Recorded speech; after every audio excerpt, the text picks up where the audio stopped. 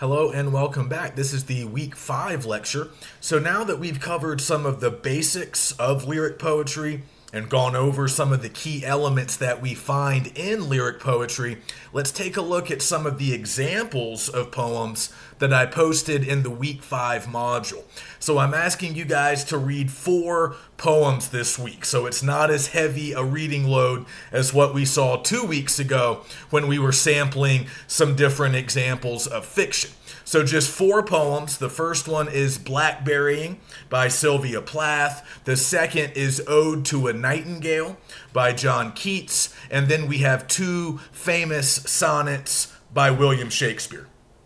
So these are all very well-known poets, 1 American, 2 English or British. So we'll start with the American, Sylvia Plath, and her 1961 poem, Blackberrying. So let's try to find some examples of those key elements that we were talking about last week. Let's try to find some examples of those at work in this poem. So you remember last week we talked about sort of the 2 main levels or dimensions of lyric poetry. First, we have the verbal dimension, and that's where we really focus on individual words and sentences and maybe even entire stanzas. We're very focused here on poetic language, and we talked about what poetic language means last week. So we're talking about imagery. We're talking about figurative language like metaphors, similes, and personification. And we're also talking about imagery. Imagery and figurative language are really important and common aspects of poetic language. Like I said last week, we will find imagery and figurative language in fiction, in drama, and all different types of literature, but they appear the most often in lyric poetry, and they're usually quite important. They carry a lot of the meaning, a lot of the larger point of the poem will often be conveyed through these aspects of poetic language. But we also mentioned the speaker. That's another part of the verbal dimension. Every lyric poem has a speaker. So remember, I told you guys last time, lyric poetry doesn't typically tell us really long, in-depth narratives. We have longer narrative poetry for that, like the ancient Greek epics. But what lyric poetry does is it usually delivers some kind of image, some kind of experience, some kind of sensation, some kind of an idea. And that information is being conveyed to us by a speaker. So just like we have a narrator in a work of fiction, we have a speaker in a lyric poem. And we have to think about that speaker a little bit. How does the speaker speak? What kind of language does the speaker use? How is the speaker addressing us, the audience, or might the speaker be addressing other people or things? So we can always think about the speaker as well as a part of the verbal dimension. And then the other dimension, the other level that we talked about last week is sound. Basically rhythm and sound. How does the poem sound? So by thinking about sound, we can get into a larger conversation about form. So you remember, we talked about form as well. Form is like the structure of the poem, and traditionally, in older examples of lyric poetry, we would typically find what we call closed form. So in other words, there are a lot of rules pertaining to sound and rhythm. There are a lot of rules that poets needed to follow when it came to things like meter and rhyme scheme. But we also talked about lines, like how many lines per stanza, how many stanzas do we see? All of that is a part of the form of a poem. And many of these aspects of form will obviously dictate how the poem sounds. What kind of meter do we have? What kind of rhyme scheme do we have? How many lines do we have in each stanza? All of that really ties in to sound. And traditionally, most poets would have worked within certain closed form. So we talked about sonnets, we talked about odes, we talked about some other traditional types of lyric poetry. And in the case of a sonnet, we have a lot of rules, right, about how many stanzas we need to have, what kind of meter we're going to have, what kind of rhyme scheme we have to follow. So traditionally, poets would usually stay within those certain closed forms. But nowadays, like I said before, we have a lot more of what we call open form poetry. It's also frequently called free verse. And the key word there is free. Poets are really not bound by those old traditional rules anymore. So like we said, in a lot of contemporary poetry, we might not find a set meter, we might not find a regular rhyme scheme, and we might not, have a set number of lines per stanza either. So less rules, but no matter what kind of poem we're looking at, whether it's recent or old, there almost always will be some kind of rhythm, some kind of pattern that helps us to understand and think more about the sound level or that sound dimension. And I told you guys to think about popular music. A lot of popular music retains that ancient link to poetry that music has always had, and we can often see it with the lyrics. We can hear it with the lyrics, the way lyrics rhyme, the way lines are arranged, basically the way the words sound. So we'll get to all of that, but let's start with blackberrying, and let's start with the verbal dimension. So let's talk a little bit about the speaker here. Our speaker is quite active. Our speaker is really giving us the sense of movement, motion, activity. So we have a first-person sort of narration style here, right? We have a first-person speaker talking about things that she has done, experiences that she has had, but she's actually describing a very specific physical setting here. And she's doing it in a very sort of spatial way because movement is a very important part of this poem. So the speaker is moving through what she calls a blackberry alley. So we all know what blackberries are. We've probably all eaten them before. She is walking through what she calls an alley, or sort of like a path, lined on either side, but mostly, I think, on the right side, she says, lined with blackberry bushes. So that's where we are. And the whole poem takes place in this specific physical setting, this specific location. We are moving through these lanes, or this long alley of blackberry bushes on our way to the sea. So we also kind of see green hills, we pass through some hills, and then we end up at the sea, at the ocean. We end up on a beach looking at the ocean and hearing the ocean by the end of the poem. So this is very important for us. The way Plath describes this is a blackberry alley going down in hooks and a sea somewhere at the end of it. That's a very succinct, very effective way of describing this place. So we have a couple of really important images to think about here. So this will get us into a deeper consideration of poetic language, because like we said before, imagery is a very big part of poetic language. So we have two key images. First, the image of the hook.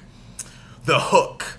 In other words, this blackberry alley, it sort of curves. It sort of makes these turns on the way to the ocean.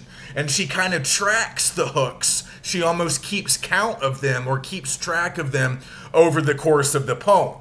So we get this sense, again, of motion. We're walking, but not necessarily always in a straight line. Occasionally we have to take that hook, we make that turn to follow this sort of wide, this meandering, or sort of this sort of twisting path of blackberries on our way to the beach. So the first image is the hook, right? We can think of this, the blackberry rows as curving or turning, or, kind of making hooks on the way to the beat. So we can think about a hook like the physical object of a hook, or just kind of what it means to hook a left if you're driving, right? That should just kind of get us in the right frame of mind. So have this image of the hook as we move through the blackberry bushes. And then the next image that's important, although we don't see it until the very end, is the image of the sea or the ocean.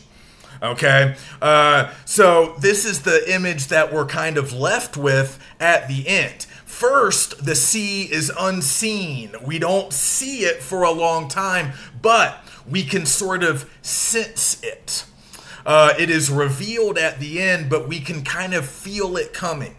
And we might be able to hear it. We might be able to smell it. We might be able to use some of our other senses to kind of get in touch with the ocean. And that's the second big image that this poem kind of revolves around. Okay, so keep those images in mind. But let's think about some other examples of imagery as well. This poem is chock full of imagery. So I'll just read you a few examples that I jotted down. You guys might have found some other examples as well.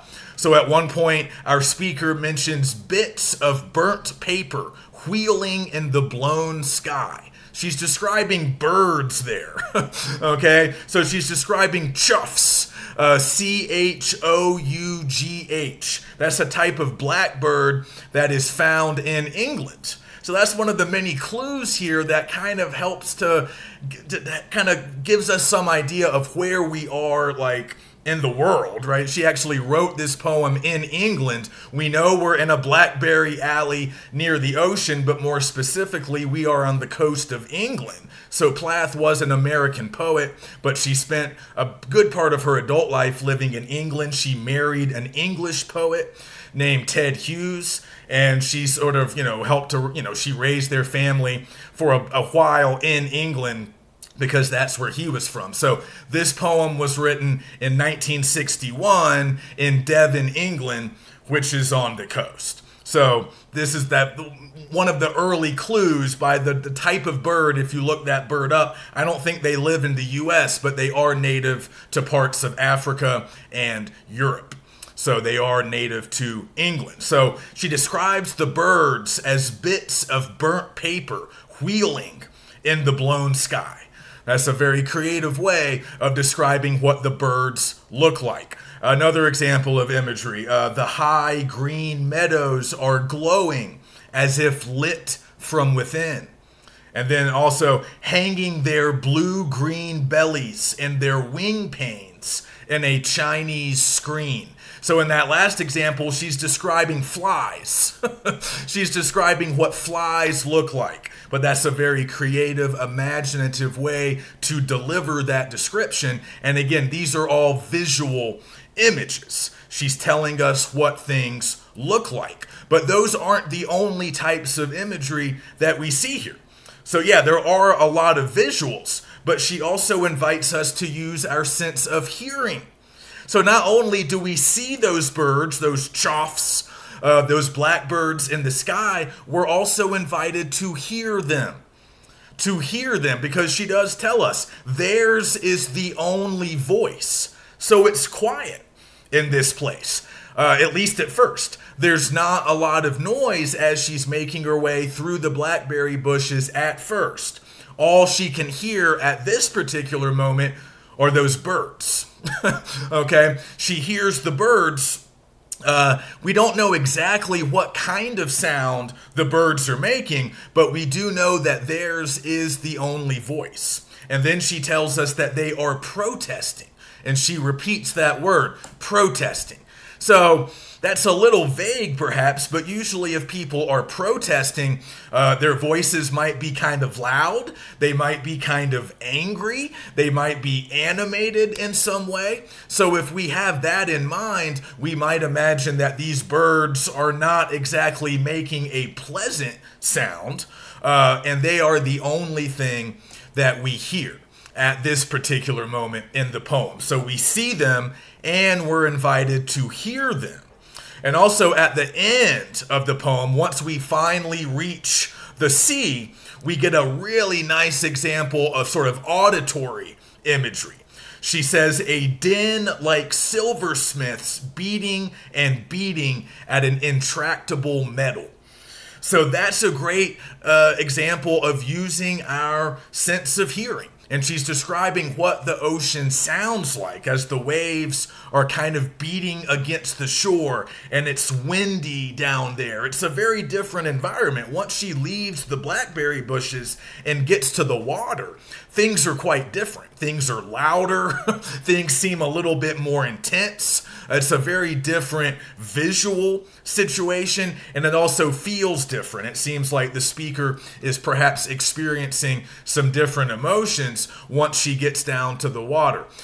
So once she gets there, we are invited to hear what the waves sound like, what the water sounds like. A din, D-I-N, that just means a loud, unpleasant noise. So maybe somewhat similar to what the birds were doing earlier. Now we have this din, this loud noise caused by the ocean, and she compares it to two silversmiths beating and beating some kind of metal.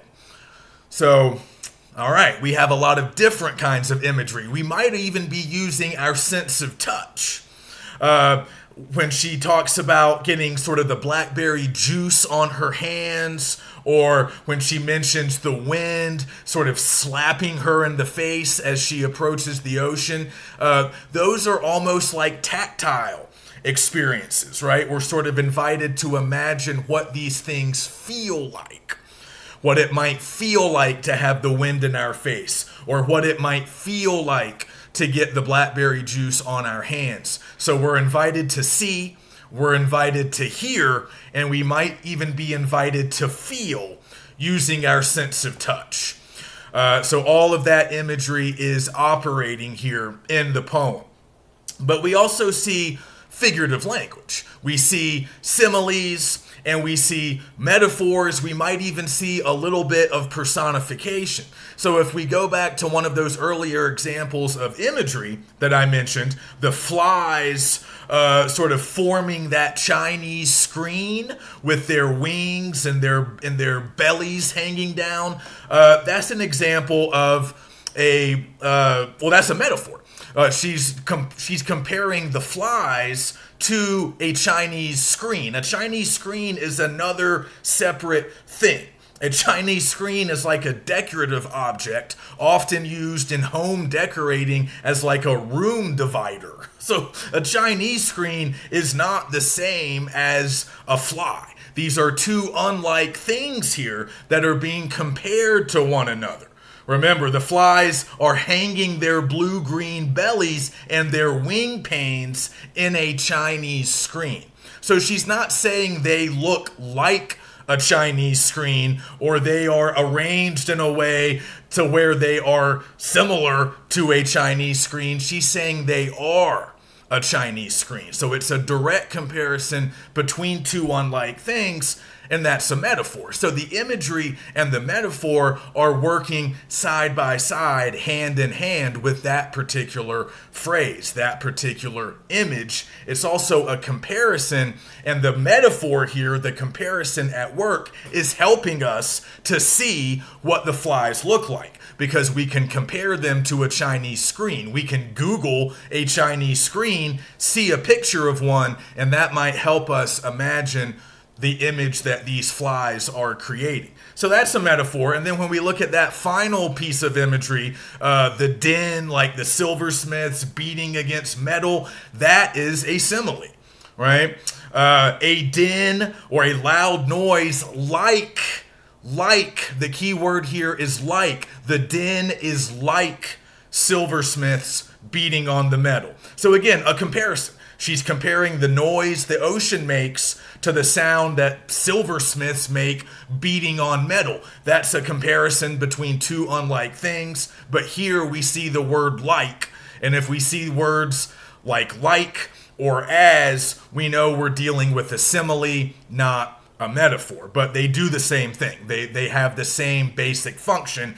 Both types of figurative language are comparing two unlike things in order to just be creative, imaginative. Remember, we're speaking figuratively, not literally. So we're kind of leaving the everyday, realistic world, and we're talking about things that aren't exactly literal or real, but the meaning is important, right? She's using these comparisons to make us imagine what things look like, to help us imagine what things sound like. So again, imagery and figurative language work together to help paint pictures for readers, or just to make us feel like we're there, to make us feel like we're experiencing what the poet is describing. And then as a result of that, we'll be able to understand the larger points, the larger meanings that the poet is trying to get across. So these are all figurative statements here. And then we also see personification at times in the poem. She says that the wind is slapping its phantom laundry in her face.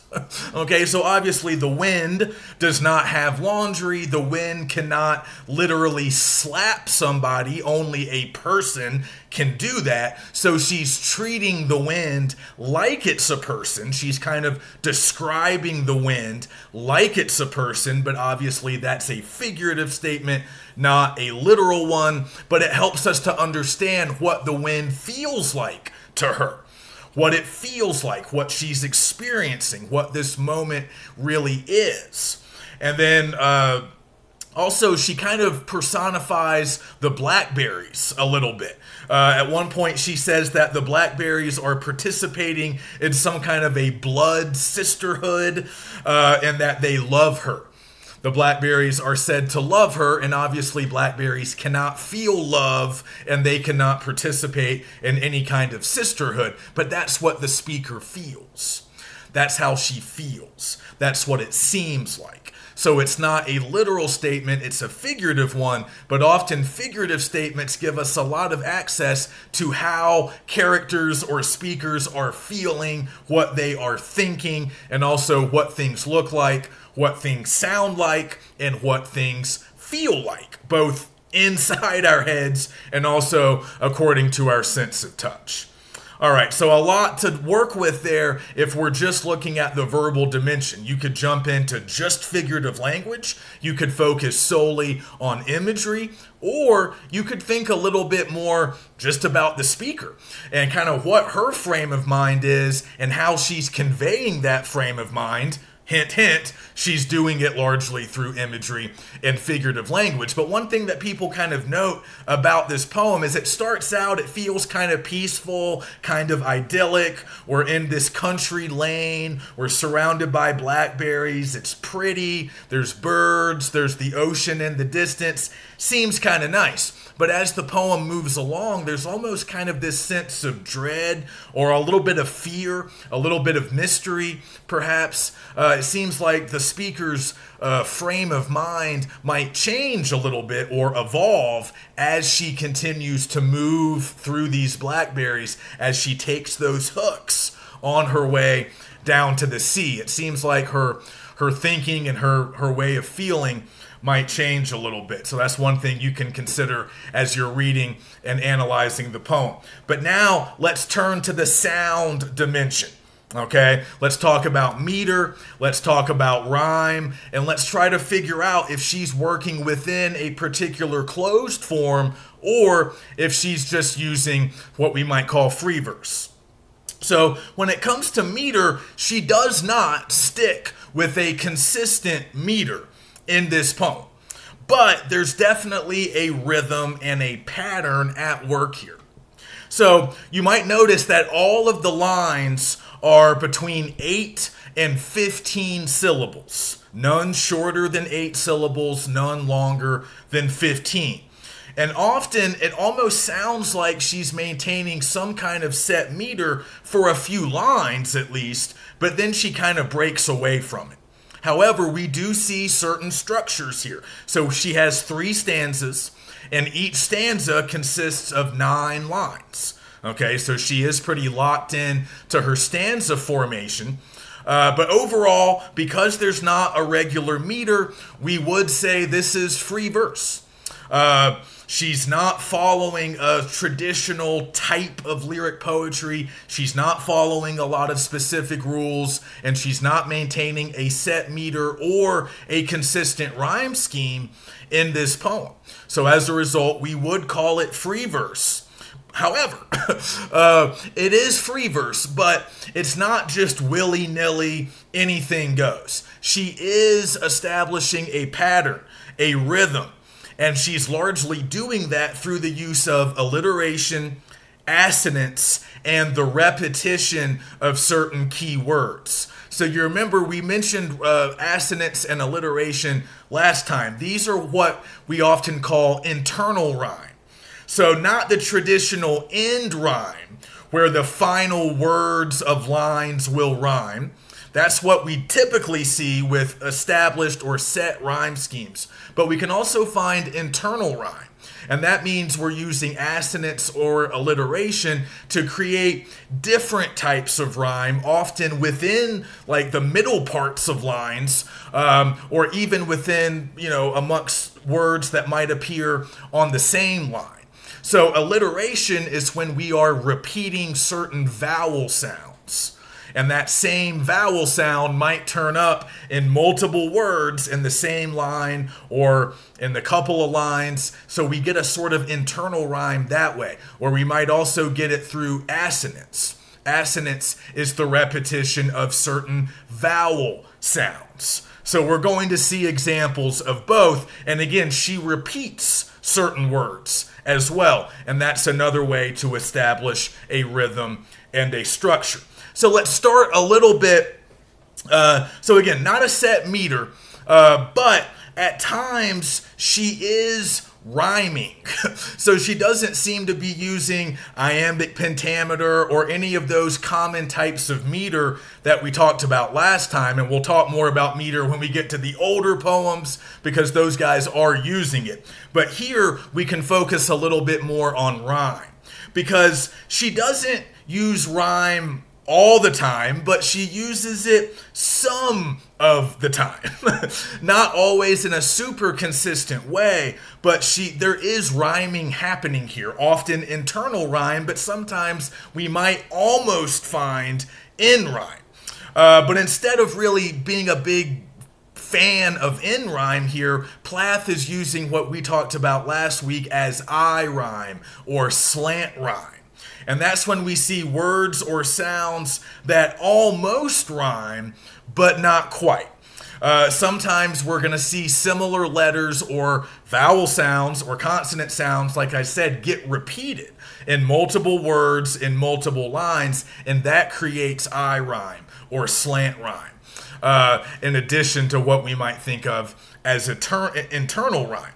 So just to give you some examples, look at the last words of the 5th and 9th line of each stanza. So this is a pattern that she repeats. But go to the first stanza to begin with and look at the 5th line and the 9th line. And look at the words that come at the end of those lines. So at the end of line 5, we have eyes. And at the end of line 9, in that first stanza, we have sides. Eyes and sides. Those words almost rhyme. They kind of feel like they rhyme, but maybe they don't line up exactly. So we could consider that an example of slant rhyme. And she does that throughout the poem. So if you go to the second stanza, once again, look at the end of line 5 and the end of line 9. All right, it's a very similar deal. Within and end, within, end. So they don't completely rhyme, but they have similar sounds. The way within ends sounds a lot like the way ends begins. So it's a similar sound being reused. It's not quite a direct in rhyme, but it's close, and it's very much a slant rhyme or an I rhyme. And then, what's the last one here? Oh, yeah. In the third stanza, we have me and metal. So again, those words obviously don't rhyme. If we were just looking for traditional in rhyme, those words would not work. But me and metal, they obviously contain a similar or close to an identical sound. That sound that me makes occurs again at the beginning of the word metal. Me, metal. So you just see how there's like a rhythm and a pattern that gets established with words like that. They don't quite rhyme, but because they are using very similar sounds, very similar letters, we get almost the illusion of rhyme. That's sometimes how people describe slant rhyme or I rhyme. It seems like a rhyme, but it's not quite a rhyme. It could be a rhyme, maybe. It's almost a rhyme. So that's kind of what we're dealing with at the ends of lines 5 and 9 in each stanza. Again, she's not necessarily doing that on a consistent basis in other lines, but at the ends of lines 5 and 9 in each stanza, she gives us this repeated instance of I rhyme or slant rhyme. So that's a pattern that she maintains throughout, and it helps to govern or dictate the sound of this poem. So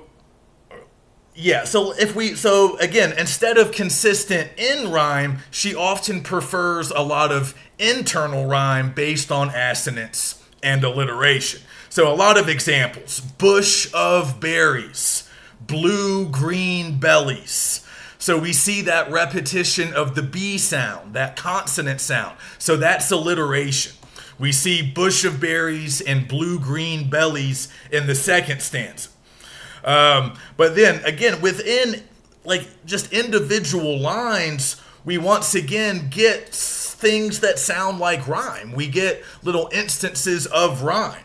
Like in line 5, we get the words thumb and dumb in the same line. So that's not in rhyme because one doesn't end one line and the other doesn't come at the end of another line. They're contained within the same line, but they do rhyme.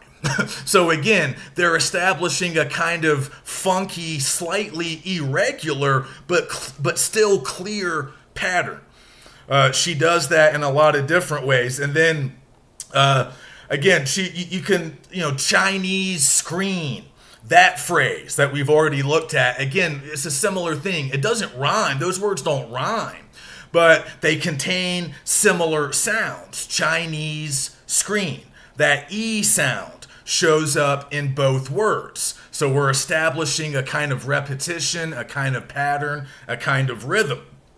That's line 7 in the second stanza. And then if we look at line 6 of the second stanza, we see examples here of both alliteration and assonance. I come to one bush of berries so ripe, it is a bush of flies. So again, we get that repetition of the B sound. I come to one bush of berries so ripe, it is a bush of flies. The repetition of the B sound, and in this case, just the repetition of the word bush, contributes to that. So we get the repeated B sound, but we also get a repeated I sound.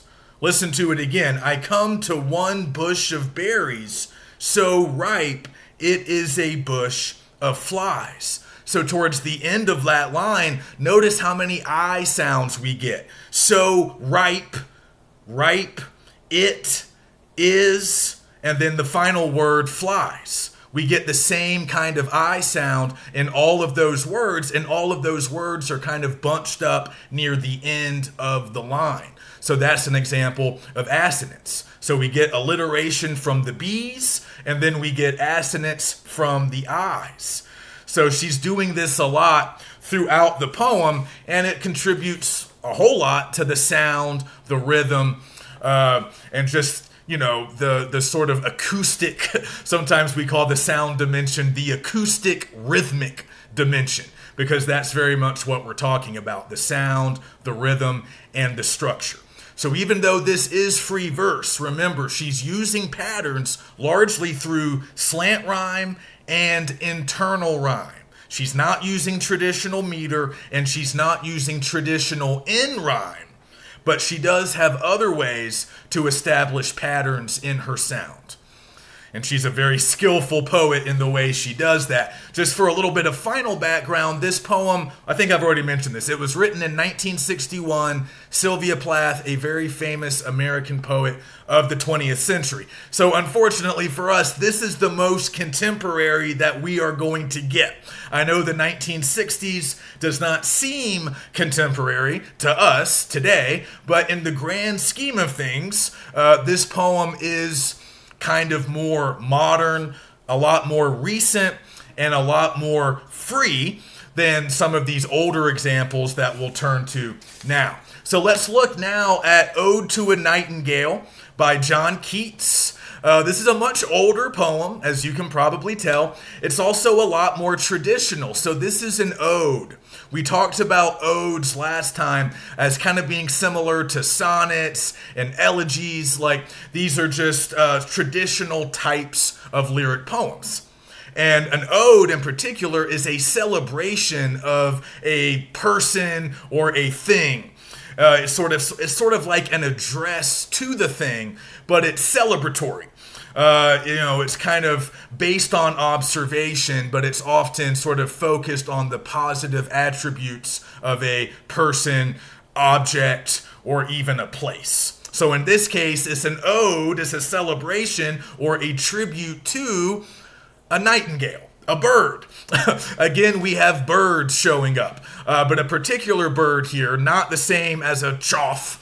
A nightingale, we're all probably familiar with a nightingale, and literally in the poem, Keats, or the speaker that Keats is inventing, the speaker is talking sort of to the nightingale, or just sort of inspired by the nightingale.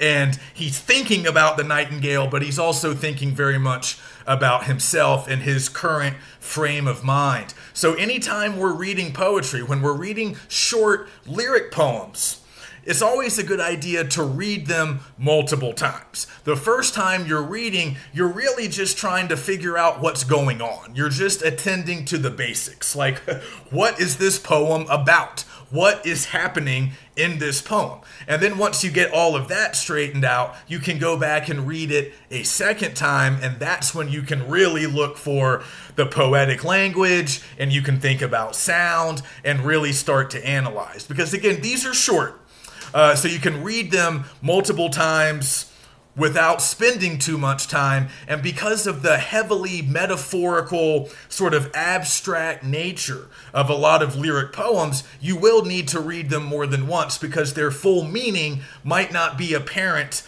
immediately on that first read through. So again, the first read through, you're just figuring out kind of what's going on, what actions are taking place in the poem. And then once you start analyzing and getting more in depth, you can fully uncover, the overall meaning or theme of the poem. So the title does kind of say it all here. This is a sort of tribute or a celebration of the nightingale, but again, the speaker is sort of addressing the nightingale or thinking about the nightingale, but then it gets him thinking about his own troubled state of mind. And he seems to be sort of comparing his own situation, what he calls the weariness, the fever, and the fret of the human condition. He's comparing all of that to the bird's situation. The bird seems to be pretty carefree, and maybe the speaker envies the bird a little bit. The speaker certainly has death on his mind, and that's going to be an important part of the theme here. And he also seems like he wants to connect with nature, perhaps. He seems to have some desire to commune with nature. So John Keats, it's another famous poem, born in England, didn't live very long, died very tragically at the age of 25, died of tuberculosis, which was a real killer back then. They didn't really have a cure for that illness until much later. So I think both of his brothers also died from tuberculosis, so it's very sad. Only lived to 25, but still was able to create an impressive body of work. He's often classified as a romantic poet, one of the English romantic poets. You guys might have heard of some of these other names: William Wordsworth, Samuel Coleridge, Lord Byron, Percy Shelley. He was the husband of Mary Shelley, who wrote Frankenstein. So anyway, we don't have to be experts, but Keats is kind of lumped in with those guys. Oftentimes, they were all writing in the early 19th century. They were all English, and they all had some of the same interests or concerns. So they often write about emotion and nature. And again, we're not talking romantic like romantic comedy, right? We're talking about sort of an older idea of romance that sort of was more based on emotions, being one with nature, experiencing the sublime, which is sort of like overwhelming emotions that are kind of great but also kind of scary. So that's really what they were primarily focused on, and Keats is interested in a lot of that same stuff, so he's categorized as a romantic poet. This particular poem was written in 1819, so a lot older than what we just saw from Plath. So let's start once again with the verbal dimension, and let's think a little bit about the speaker here. So once again, we get sort of first-person narration. We get a first-person point of view. And again, our speaker is literally addressing a bird that he hears singing in the woods. And that's kind of what gets the ball rolling. But we're very much inside the speaker's head. Whereas Plath is largely focused on movement and visuals, and that kind of clues us into her mental state, Keats kind of takes us directly inside the mind, the feelings of his speaker. But we still see a lot of imagery here. We still see a lot of other examples of poetic language. So he starts out, the speaker does, by describing how he's feeling physically. So he's describing physical sensations. He tells us that his heart aches.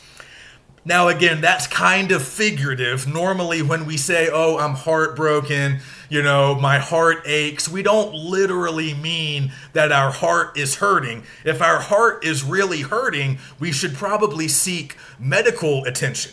That might be a very serious problem. But what we mean, we're speaking figuratively. When you say you're heartbroken, you just mean you're sad. That's just an imaginative, more creative way of saying that you're sad.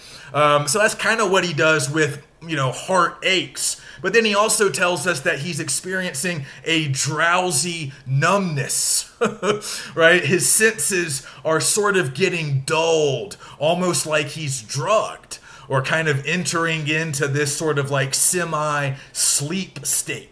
So he tells us that early on. So that's, again, kind of cluing us into how he's feeling, physical sensations.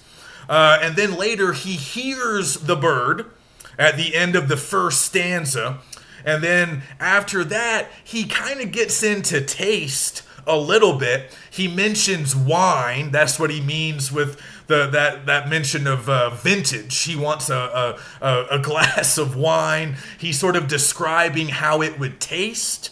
Then he describes water and how that water might taste. So he's kind of imagining drinking some different things, and he's thinking about the taste of those different beverages. So that's another example of imagery, tapping into a different sense, our sense of taste, which we haven't really seen yet. Unless we could taste the salt on the air when we were approaching the beach back in Blackberry.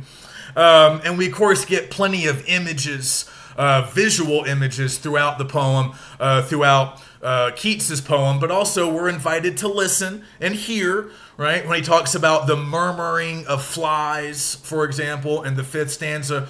Once again, flies turn up, not just birds, but flies make an appearance here. So we're being invited to sort of imagine what they sound like in addition to what things look like. And we also see a lot of figurative language here. One thing we'll notice, I don't think we mentioned this when we were talking about figurative language last week, but he has a lot of allusions here. That's allusion with an A. A-L-L-U-S-I-O-N.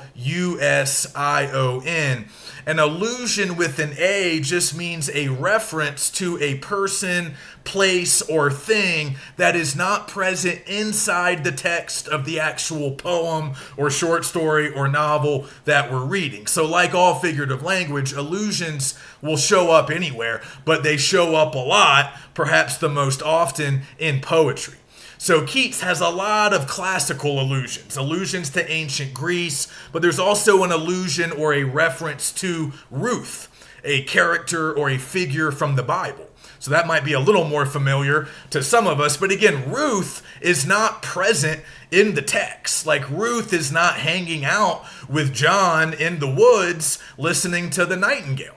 Ruth does not exist inside this textual universe. He is just referencing her. She's a character in another text. She's separate from this text, but he is alluding to her. And he also makes allusions to Greek mythology.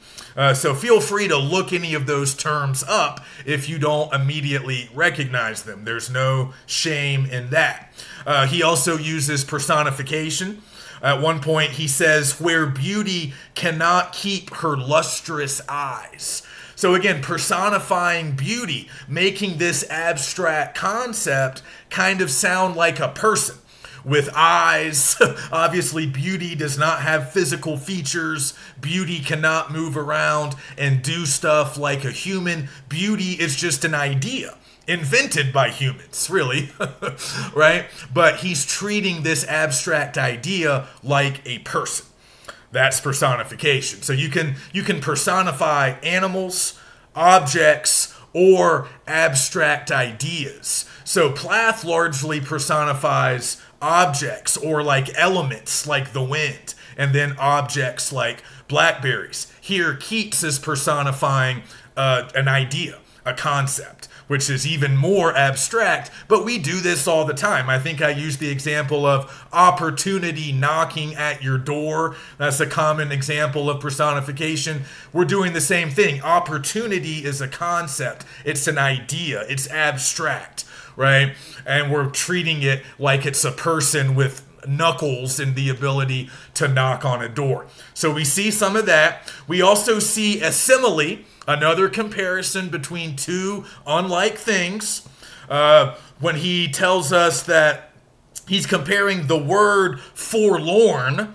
The word forlorn is compared to a ringing bell that sort of brings him back to himself, kind of brings him out of this reverie or this dreamlike state in the final stanza when he kind of snaps back to reality. He says, the very word is like a bell. So again, this is a comparison between a word and a bell, obviously two very different things, but he's using the word like. The word is like a bell. That's a simile. So plenty of figurative language, a lot of imagery, and we can also think about the state of mind of the speaker. What's going on with this guy? What is he thinking about? How is he feeling? And how does the imagery, how does the figurative language bring all of his feelings, all of his emotions, all of his thoughts to life? Okay, so now let's move to sound and talk a little bit about rhythm, structure, and the sound of this poem. So here we do see meter.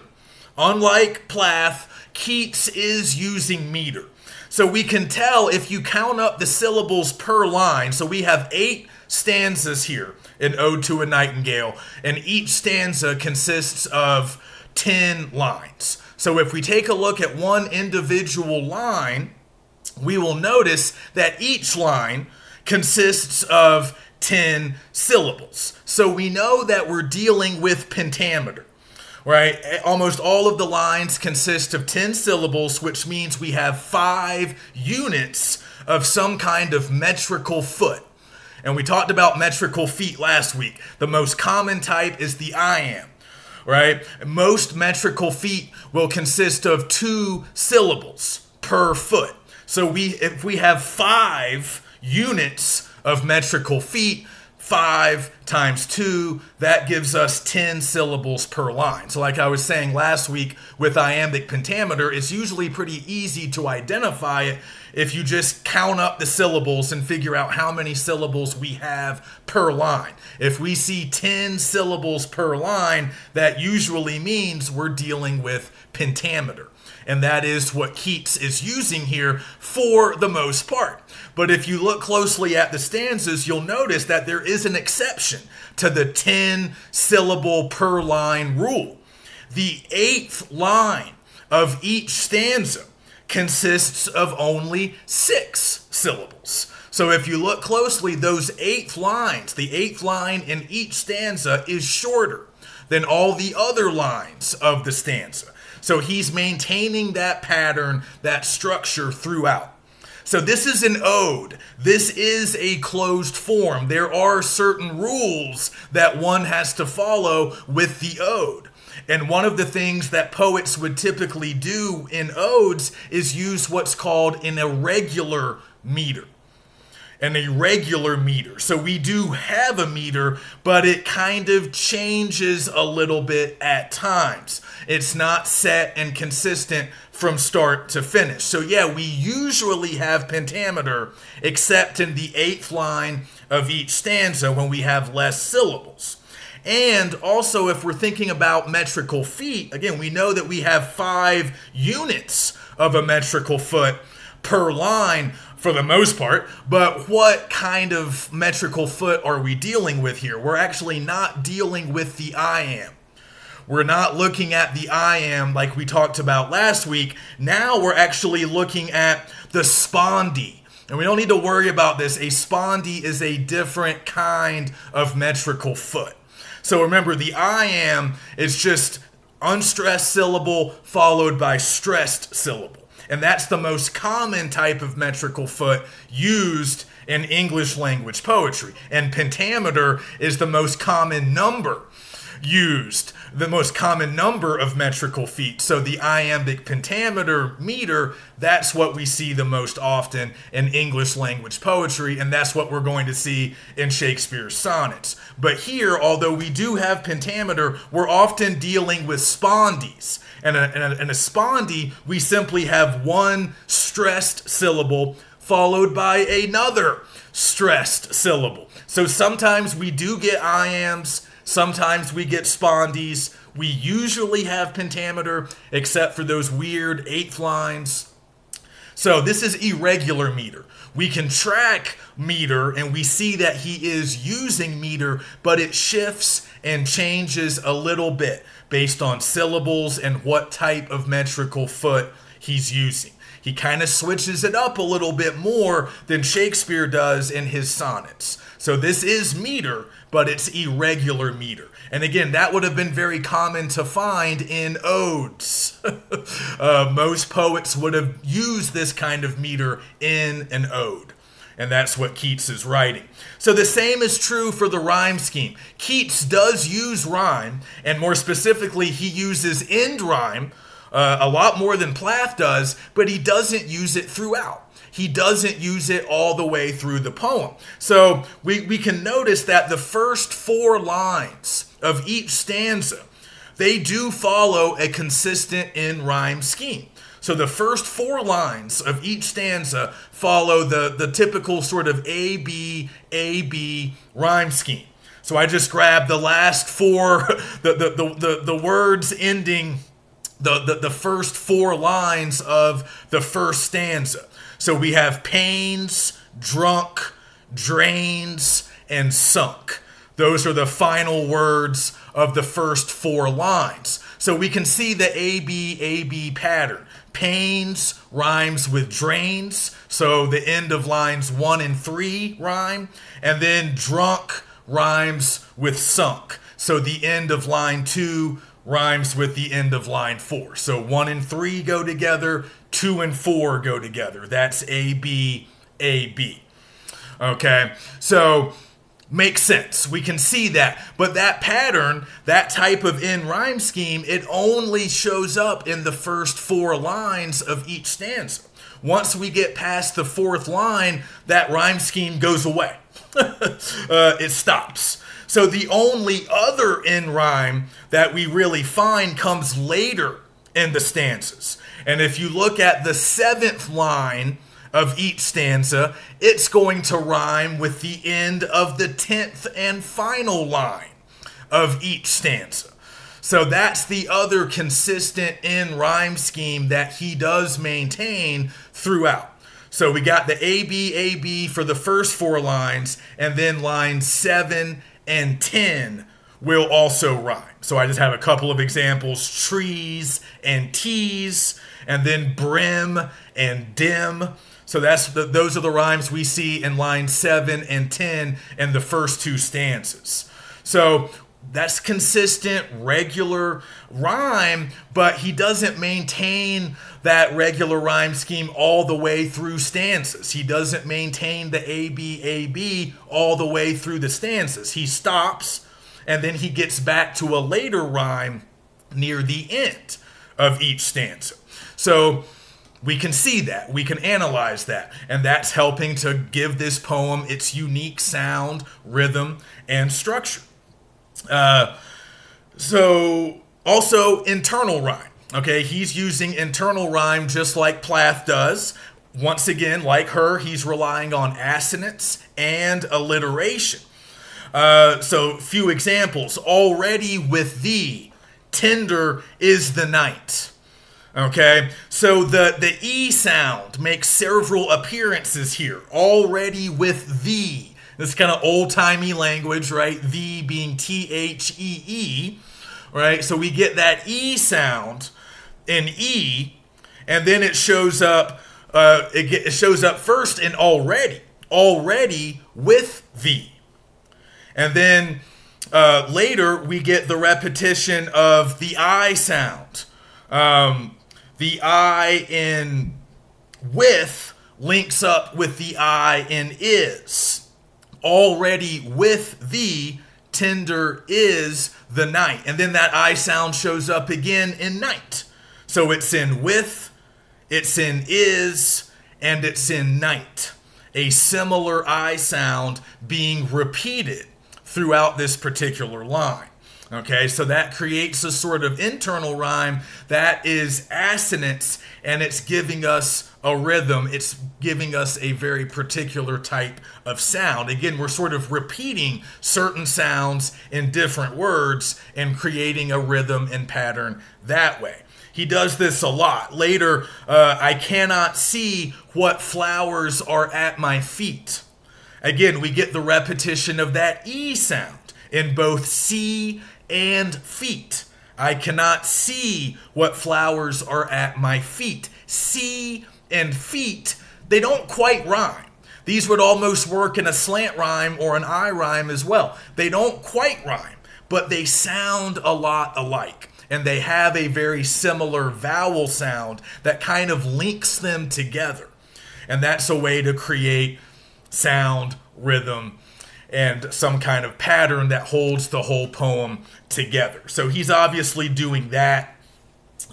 He's much more working within an established traditional closed form, following certain rules pertaining to meter and rhyme scheme, but he's also using a lot of the same kind of poetic language that Plath uses. So when we look at old poetry, it might seem a little boring. It's going to be more rigid. It is going to follow more rules. So aspects of sound are going to be a lot different in the older text compared to more contemporary poetry that is more likely to be free verse. But you'll notice that the types of poetic language that we find, that's not really going to change. We're going to find figurative language, imagery, and the voice of a speaker in any lyric poem that we might want to analyze, whether it be from hundreds and hundreds of years ago or from just a few decades ago.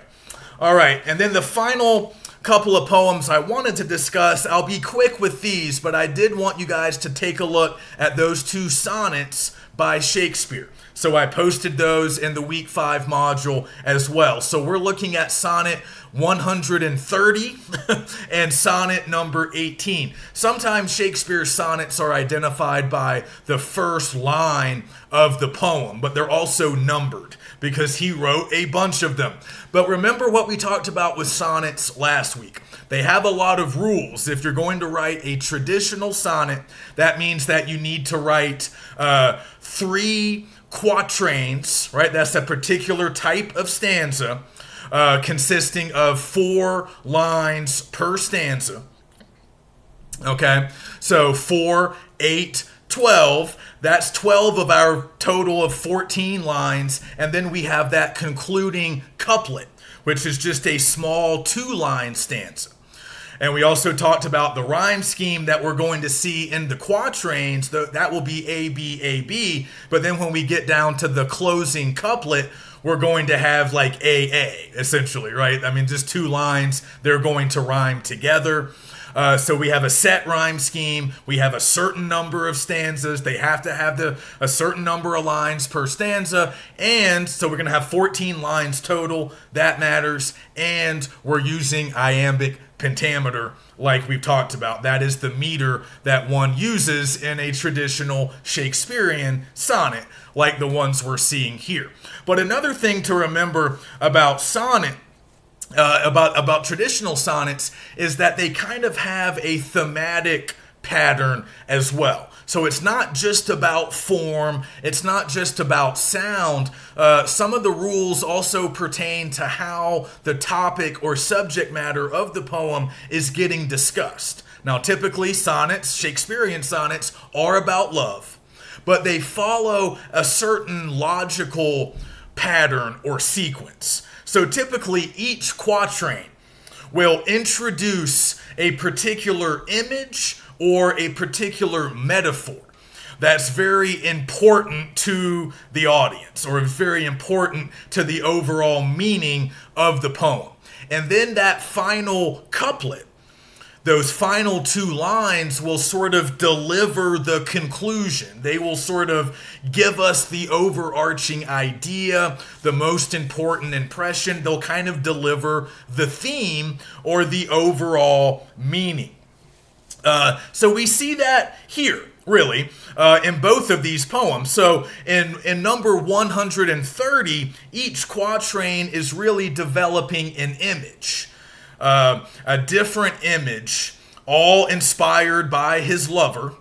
They're not exactly favorable images, at least not at first, but then when we get down to the closing, concluding couplet, the big idea is sort of revealed. The overall meaning of the poem is driven home. And it's similar in number 18. In 18, we really get metaphors as much as we do images. Each of those first 3 quatrains is really sort of delivering a specific metaphor, these important comparisons that help us to understand what the speaker is talking about. And then once again, once we get down to the couplet, we get the overall meaning. The big picture is sort of driven home. So once again, we have a first-person speaker. He is addressing or sort of talking about his lovers. There's always a lot of speculation about who Shakespeare was writing about. I've never found that terribly interesting because to me it's more fun to just imagine it could be anyone. These sonnets can really transcend time and place. They can hold up even today. But we use them just because they are great examples of a traditional closed poetic form. Like I was saying last week, some people still write sonnets. Modern poets still write sonnets, but now we don't always follow all the rules. We might put our own twist on things. We might not have 14 lines. We might not use iambic pentameter. But we might keep certain other aspects the same, like developing unique images or metaphors in those 3 quatrains and then delivering the big message in the couplet. A lot of contemporary poets still do that because sonnets work well. So we like to play around with these forms and maybe even throw them out altogether at times, but they're also also still useful and valuable. So again, Plath is an example of kind of more modern, free verse poetry, and then with Keats working in the 1800s and obviously Shakespeare writing at the end of the 1500s and the early 1600s, we see older, more traditional forms of poetry, but again, a lot of the same kind of poetic language. The sound might change, but we can always find patterns, we can always find rhythms, and poetic language really doesn't change all that much. Our vocabulary might change, our word choice might change, but we're always going to find figurative language, imagery, and unique speakers' voices. We're always going to find those. So hopefully you guys enjoyed these poems. Let me know if you have any questions. And next week we will get started on drama.